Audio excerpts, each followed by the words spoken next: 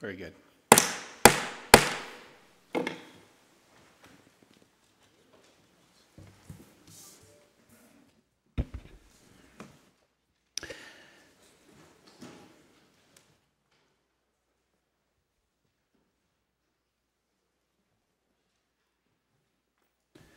I would like to call to order the meeting of the Board of Trustees of the Long Beach Community College District for September 11th.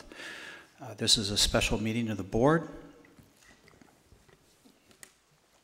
If everyone could please stand, and if I could, I'll lead the Pledge of Allegiance. And for today also, in memory of the family and victims of the tragedy that took place in this country 13 years ago to 9/11. So as a Pledge of Allegiance in honor of all those individuals as well. Please join me in the Pledge of Allegiance. I pledge allegiance to the flag of the United States of America and to the republic for which it stands, one nation, under God, indivisible, with liberty and justice for all.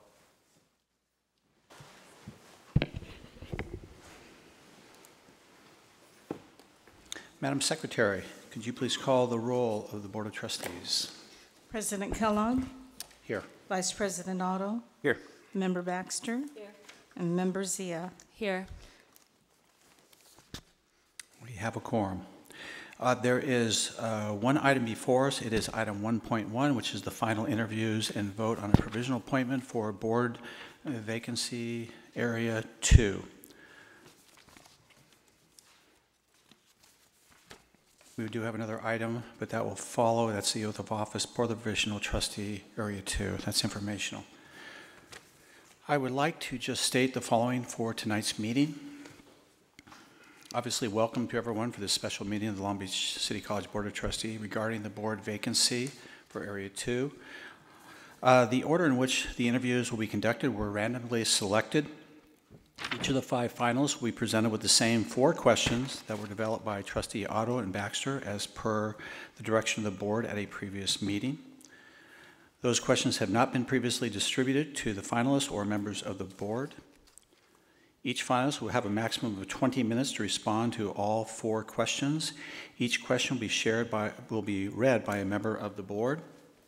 I will serve as the timer and will signal when or if you have reached the 10-minute or the 15-minute mark, or when you have 1 minute left during your question period. It has been requested that everyone being interviewed will be waiting outside the boardroom in the room across the courtyard until it is your opportunity to speak. Please turn off and put away all electronic communication devices while waiting to be interviewed. We will have someone come and get you at the appropriate time for your interview. You are welcome to remain in the boardroom after your interview has been completed. After all the interviews have been completed, the public will have an opportunity to speak, as well as the members of the board. The trustees will then at that time submit their personal ranking sheets folded in half to the board secretary. The student trustee, if he was here, would be treated as an advisory vote only. To be clear, regarding the ranking of the finalists tonight, each board member will assign a ranking for each candidate after they've completed their respective interviews. The ranking of the finalists may change after each interview. This means that after the 5th and final interview has been completed and prior to handing your individual tally sheet to the board secretary, each candidate will have a listing of 1, 2, 3, 4, or 5. No ties are allowed. Eva Bagg, Dean of Institutional Effectiveness here at Long Beach City College, will tabulate the rankings submitted by the 4 trustees and will announce the results. Per law, the results of the tabulations are advisory only to the board. A motion and a majority vote of 3 trustees appointing individuals who fulfill the remainder of the term for the Area 2 vacancy is required. Any absentee votes cast will be counted with the affirmative of the motion. The individual will be sworn in by the superintendent president after the official vote has been recorded as a representative of Area 2 of the Long Beach City College Board of Trustees. For the record, outside legal counsel has been consulted during this process to assure that we are meeting all legal requirements and parameters, and is here tonight as well. And then finally, on the behalf of the board, I know we will all speak later, but I would like to thank all the individuals who have applied for this position. All 5 of these individuals possess really unique qualities and characteristics to be an asset to this governing board, the college, and the constituents of the Area 2. We thank you for your commitment and willingness to serve. What I would like to do before,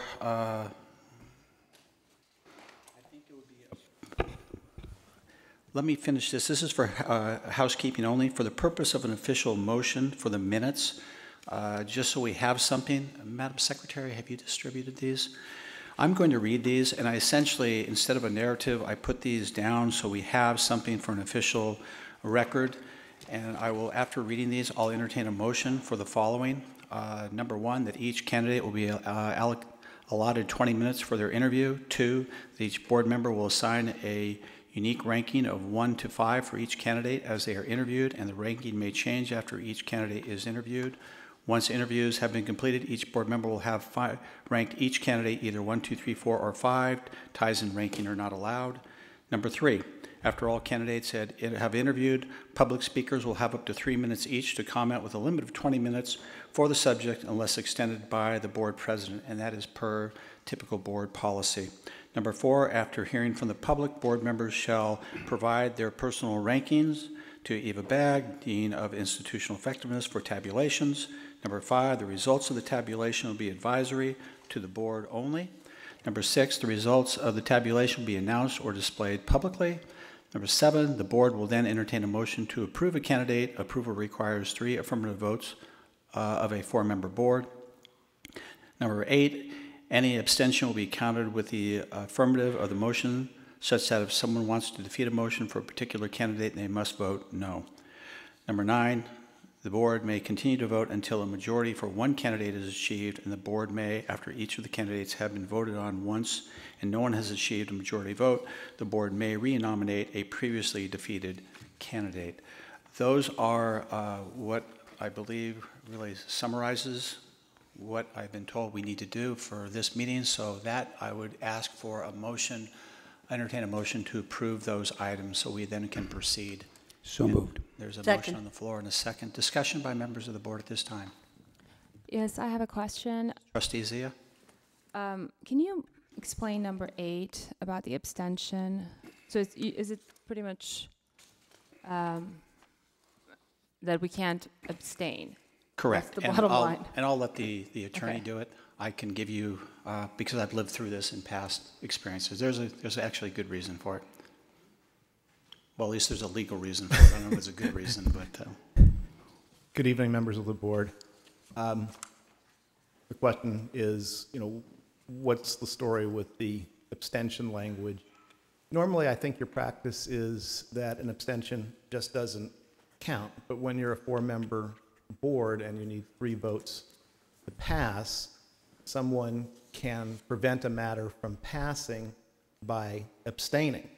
And what the law in California is, based on case law, that if public officials want to defeat a proposition from passing, they should vote no.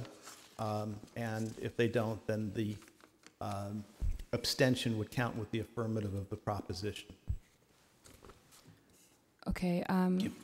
And item number 9, just for the record, so we're going to keep voting until we have majority. I'll let you answer that. But once there are 3 votes cast, that will conclude the. Yes, so once you have a candidate who receives 3 votes, the process ends. But if you were unable to reach 3 votes, the board would have to continue until it decides it's impossible to break the tie. Okay, thank you. And then just another question. My understanding was that the previous interview that we went through, interview process, the score sheets and the tallies, everything would be a matter of public record. I believe that the public has the right to know. I personally asked for it, and I have not received it. I believe my request was ignored. So I think we should make that available to the public. They have the right to know. Correct. And I'll make this announcement. Correct me if I'm wrong. Until the process has been concluded with a vote of the board, the process is still moving. and therefore the public will not have access until the end of the vote tonight. And then, of course, at that point in time, contact the Superintendent President's office for the information. Was that discussed and disclosed at the last meeting? I don't recall it being announced or instructed to the board. No, it wasn't. You asked me that question, and I wasn't sure of the proper answer. I thought I knew it, but then I did check. And the fact that the process was still moving, it hadn't been concluded, I did check. And so until we have our final vote, it is not available. After tonight, it is available. Contact our Superintendent President's office for the information. And it's going to be available for how long? Till the end of time. Okay. Till when people don't want to look at it anymore. It's It's available, but it won't be available tonight. So please don't come up to us and expect things to be put together tonight. When will it be available? Within how long? When our staff is able to put it all together, and I can't answer that. I don't know when. It should be available by tomorrow before close of business. Everything should be able to put together in a way that can be easily distributed. Great, thank you. All right, and and on the one you did ask, that is really probably about the continuing vote for a few members of the City Council. I got to sit through this with the infamous Vice Mayor vote, where it went through 1, 2, 3, 4, 5, probably 6 different rounds. So, back in the days. So it's really just more. It's for precautionary reasons. But there is a motion, a second on the floor. I call the question. Other questions at this time? Yes, where is our ranking sheets? The ranking sheets, I don't see it in. How are we supposed to rank candidates? they'll be distributed. Okay, great. Yeah. Thanks. All right, there's a motion, a second on the floor to approve these 9 items. No other questions at the time? Madam Secretary, if you can please call the Actually, roll. I think correctly, there's a motion on the floor to approve this process, and that's what we're doing. Motion on the floor to approve the process of these 9 items that I have stated and given to the Board Secretary. Madam Secretary, please call the roll. President Kellogg, Aye. Vice President Otto, Aye. Member Baxter, Member Zia. Aye. That motion carries. Thank you very much. At this time, could I ask, with the exception of, I believe, if all the finalists could remove themselves from the boardroom, with the exception of Juan Lopez. By the way, do we need to have, matter of fact, does anyone have any questions for Eva Bagg at this point in time? It's a fairly straightforward, I tried to touch on it, none? All right, then Mr. Lopez, if you could please come to the podium, the other 4 finalists, if they could please remove themselves. Thank you all very much again. And we will need the tally sheets, and we will need the questions.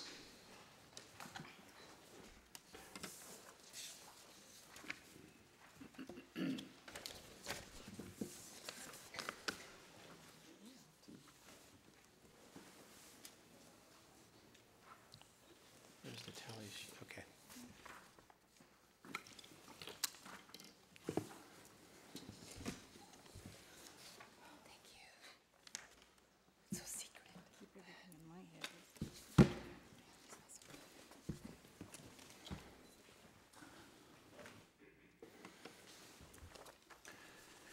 Could I also ask, is there these questions at the podium as well? No, they will be on the. They're just up above. All right. He can. Do we want to put one at the podium? He can have, sure. At the podium. And I don't know about you, but I have trouble with the E on the eye chart, so I don't care if they have it up there. Well, thank you.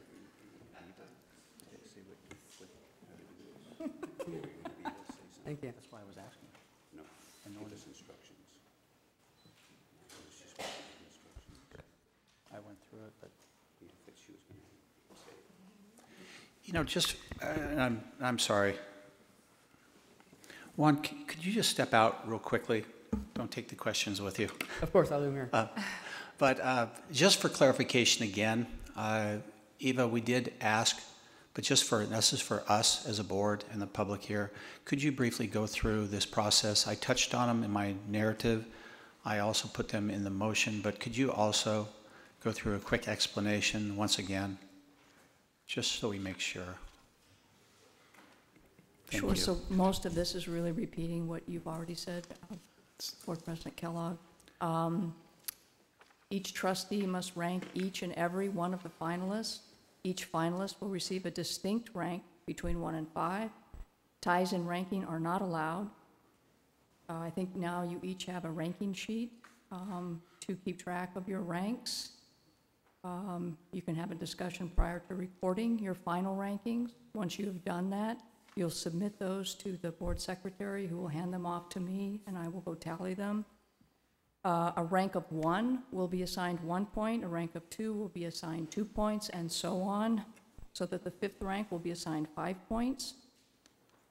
Once these have been displayed or have been tallied, I will display the scores in ascending order so that the lowest number, that is the top position, will show at the top of the list. If there are any ties, I will order those alphabetically. And then with this information, the trustees will proceed with their voting process on the final provisional appointment. All right, thank you. All right, that is a step. Now, if we could please bring him back in. I'm sorry. We just Jeff, want to can make we clear. acknowledge Council Member Uranga and Ms. Uranga who are in the crowd? Here, as but our I also dignitary. have a speaker card, so he'll be acknowledged. Welcome back.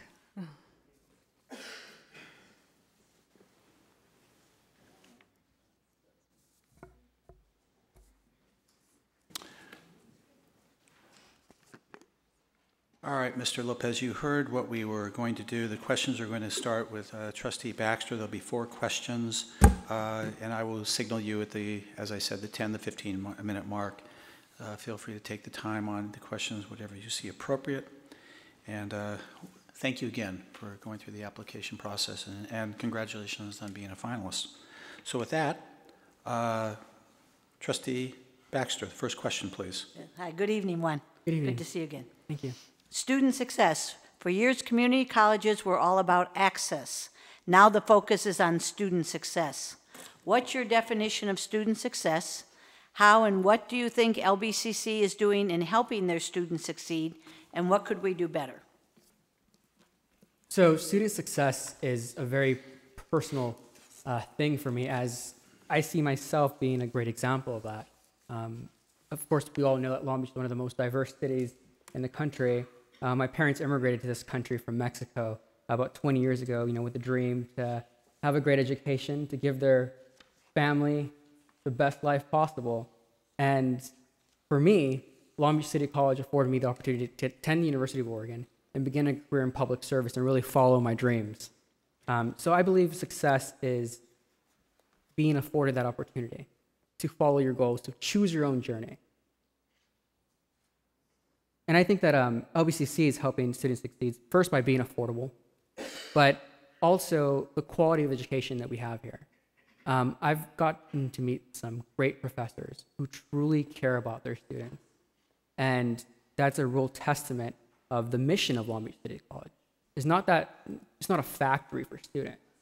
It's rather a place where you can truly learn, grow, and thrive. In terms of what we can do better, I mean, any good institution should strive to be better. As I said maybe on Tuesday, we can partner with outside groups, there's General Assembly. There's a bunch of co-working spaces and startups in Silicon Beach, as well as here in Long Beach, that would be more than willing to share some of their talent pool to teach classes here. So we can start teaching for classes and for careers of the future, such as user experience design, graphic design, web development, app development. Also, there are tiny things that won't cost too much, but people notice, such as I try to jump on the scheduling website on my phone, and it was not exactly responsive on my iPhone. And phones tend to be, the entry level for the digital world, and it's something that might be missed. but it's something that we can do better, and it's not very expensive to mobily optimize, a website or to make it more responsive. And it's those tiny little things that can make us so much better. Okay, thank you. Trustee Otto. Economic and workforce development is the third primary mission of the California Community College system. It's a major goal of this college. How would you as a trustee support this particular mission and goal? Like I said, I believe in order to have a ready workforce, to have a student ready to have a career, they need to have experience in the real world. In the LA City Controller's Office, we've actually partnered with IBM on a big workers' comp analysis. So the county actually did this a few years ago, where they analyzed their worker comp data, and they found there was a ring of healthcare providers that were defrauding the county's welfare system. So we're going to recreate that in the Controller's Office, and we've actually partnered with the LA Community College District to get some of their students using the SAS system. I'm not sure if you're familiar with SAS, but it's a big business intelligence tool. So we're partnering with them, and they're going to get real world experience in something that's actually a huge public policy challenge that many people don't really understand.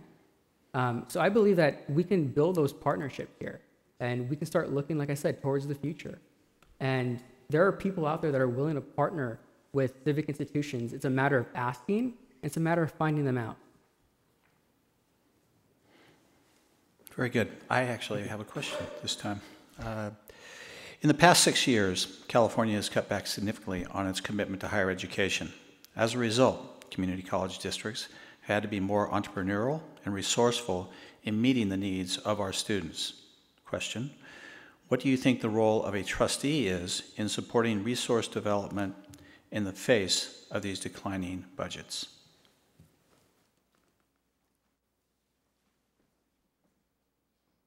So I strongly believe that civic institutions can be entrepreneurial, that we should adopt that kind of startup mentality of innovating, of ROI, of return on investment. Every dollar we invest should have a tangible, concrete thing coming out of it.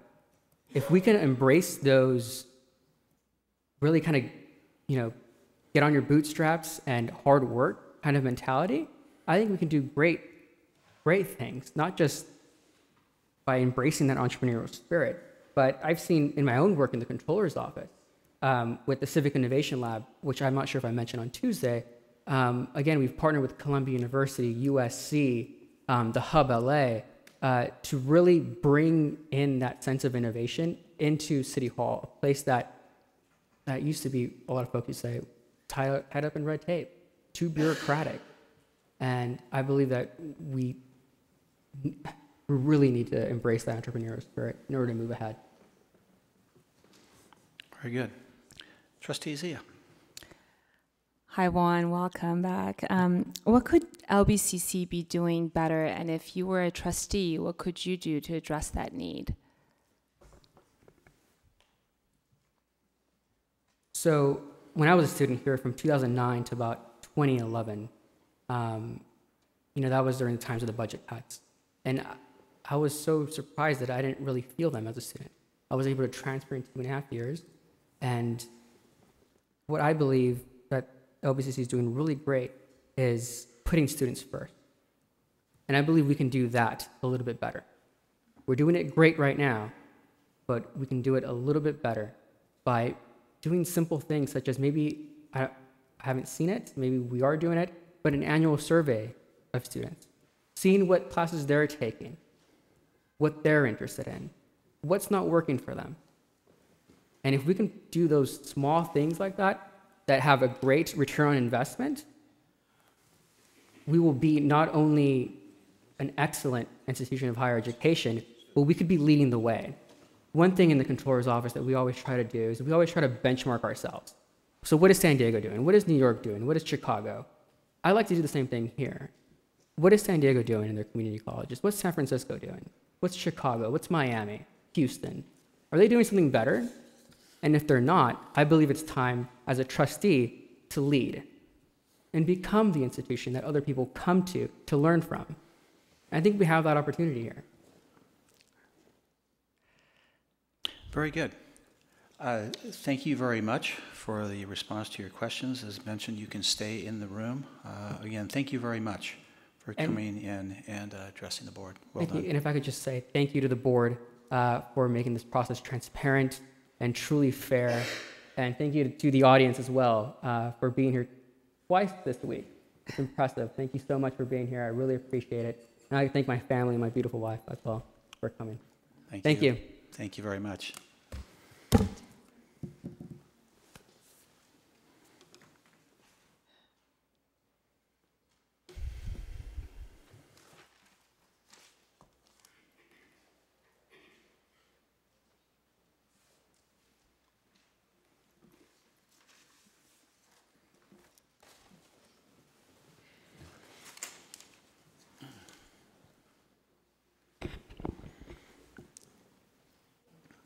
We need some music or something to break the silence. Anything. Eye of the tiger. Yeah. If you could please identify yourself for the record, and then the first question will be asked by Trustee Baxter. Yes, good evening, trustees, president, guests. Again, thank you for this opportunity, and I'm ready to answer the first question. Good evening, Irma. Good to see you. Student success. For years, community colleges were all about access. Now the focus is on student success. What's your definition of student success? How and what do you think LBCC is doing in helping their students to succeed, and what could we do better? Okay. Well, then there lies the problem. What is the definition of student success? And even though there is a broad definition that has been given to us in terms of, the state, in terms of, completion rate, certificate, degree completion rates, persistence, all of those, mandates that they have put in place. The question, I think, is before this board in terms of how do we want to define student success? Do we want to define it simply by the degrees that are completed, the certificates that are completed, the GPA of the student, or are we looking at and should be looking at student success by disaggregated data? Because even though sometimes we look at the data and we see that our students are completing their degrees, are maybe transferring, but we have to look at who is transferring, who is completing their degree, who is persisting, and who is not. So the key here in terms of student success is to define, by our standards, what does student success mean to us? Is it going to be the degree completion? Is it going to be the ability of a student to persist from one course to the next course? Is it going to be for the student to be able to, complete the course within a specific timeline, that a student comes in and completes their educational courses, their general breadth within 4 semesters? What are those benchmarks that this district will establish? And that's what we need to do. That's our first step, is for us to define what is that success. And you have already done, I saw in your student success document that you have already set some very specific goals, some very specific objectives, some very specific measurable outcomes. So I think that this college is already moving in that right direction. But again, the most important thing, and the thing that I would encourage, yes, because it's no longer about access, although access is still a big issue, it's about equity within the different student groups, within the underrepresented student groups. And that's what we need to look at, the disaggregated data, to see how those students are faring, how those students are persisting, how many of those students are transferring, and how long is it taking those students to actually complete their educational objectives. Thank you.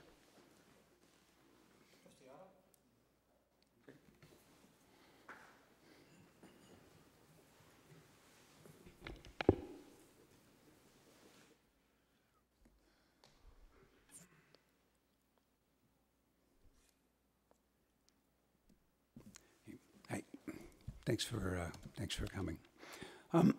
Economic and workforce development is the third primary mission of California Community Colleges. It's a major goal at this college as well. It's in the board goals. How would you as a trustee support this particular mission and goal?